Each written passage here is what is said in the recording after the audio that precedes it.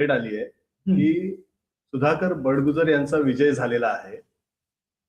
म्हणजे ते जेव्हा विरोधी पक्षात होते तेव्हा खूप त्यांनी रार उठवलं होतं. म्हणजे अंडरवर्ल्डचा साथीदार आणि अशा पद्धतीचं हे आहे. सो नॅरेटिव्ह मी ते सांगतो की तुमची जागा शिफ्ट झाली की लगेच तुम्ही म्हणजे क्लीन होऊन जाता. हे वॉशिंग मशीन इफेक्ट जो आला राजकारणामध्ये त्याच्यामध्ये विरोधी पक्ष हा भांबावून गेलेला आहे. विरोधी पक्षाला आता आपली स्पेस आहे ना, इथं जेलमध्ये दिसते हा किंवा सत्तेबरोबर राहण्यामध्ये दिसते. आज महाराष्ट्रासारख्या पुरोगामी राज्यामध्ये सुद्धा विरोधी पक्ष नांगी टाकलेला आहे. तो कधी इथे असतो, कधी तिथे असतो, तो कुठे असतो हेच आपल्याला शोधता येत नाही. म्हणजे काँग्रेसचे मोठमोठे नेते भारतीय जनता पक्षामध्ये गेले. विरोधी पक्ष नेते भाजपमध्ये गेल्याचं तुम्ही पाहिलंय. सो हा जो काही प्रकार आहे की विरोधी पक्ष नेता सत्ताधारी पक्षात सामील होणं हे महाराष्ट्रात घडलंय. त्यामुळे आज विरोधी पक्षात जाण्याची, तिथे राहण्याची, टिकण्याची हिंमत नाही अनेक लोकांमध्ये. जे टिकलेले आहेत मला खरोखर त्या सगळ्यांना सॅल्यूट करावं असं वाटतं की ते लोक लढताय, जे टिकले, कारण हे काही तुमच्या पक्षासाठी नाही करतात तुम्ही, ही लोकशाही जिवंत ठेवण्यासाठी करतात.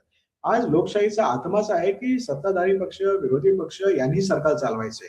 म्हणून विरोधी पक्ष नेत्याला कॅबिनेट मंत्र्याचा दर्जा आहे आणि लोकशाहीची हीच ब्युटी ज्याला म्हणतो आपण ती आहे, ती संपवण्यात आलेली. आज देशामध्ये विरोधी पक्ष नेता बनण्यासाठी सुद्धा मारामार करावी लागली.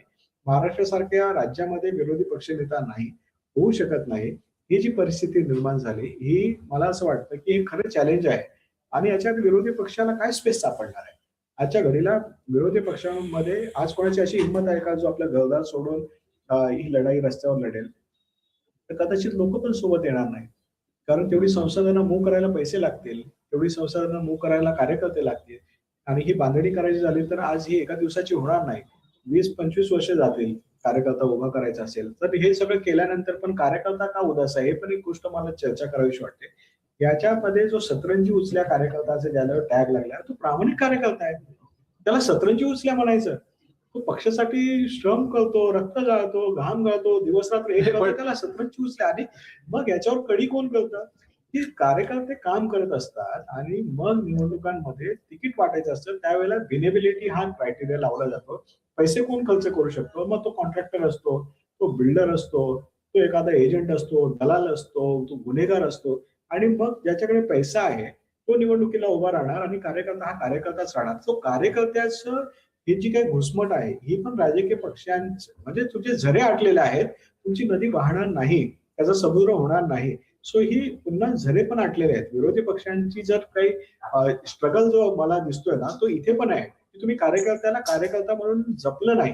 आज काँग्रेस सारख्या मोठ्या पक्षाने ज्या वेळेला सत्ता मिळत गेली त्यावेळेला स्वतःच्या पक्षातले ज्या विंग्स असतात वेगवेगळ्या, महिला विंग असतील, कामगारांच्या विंग्स असतील, डॉक्टर असतील, इथंच्या विंग्स असतील, ह्या आटल्या. त्याच्यातल्या कार्यकर्त्यांना त्यांनी मेनस्ट्रीम मध्ये कधी तिकीट दिली नाही. विद्यार्थी नेता 50 वर्षाचा 55 वर्षाचा झाला तरी त्याला तिकीट मिळत नाही काँग्रेसमध्ये, अशी स्थिती होती. सो मला असं वाटतं की ह्या वेळेला असे जेव्हा झरे आटतात त्यावेळेला विरोधी पक्ष सुद्धा श्रिंक होतात आणि ही परिस्थिती तिथे झालेली आहे. हीच परिस्थिती भाजप बरोबर होणार आहे. आज भाजप जेवढं सगळं आउटसोर्सिंग करतंय, विनेबल कॅन्डिडेट्स घेऊन येतोय, त्याला तिकीट देतोय, भाजपमधील कार्यकर्ता हा एक दिवस जाणार आहे बाहेर. त्याची घुसमट हा भाजप सारखा पक्ष त्याच्या केडर पद्धतीमुळे फुटू शकत नाही. पण फुटला जरी नाही तरी कार्यकर्ते बाहेर जाऊ शकतात आणि हे काँग्रेसमध्ये जे झालं ते भाजपाचं काँग्रेसीकरण सुरू आहे, तर भाजपमध्ये सुद्धा अनुषंगाने हे होणार आहे. सो आज जे जात्यात सुपातलं जे म्हणतात त्या पद्धतीने हे आहेच. पण विरोधी पक्षाची स्पेस मला असं लोकांना असं दिसतंय की ती इथे स्ट्रगल करताना दिसते.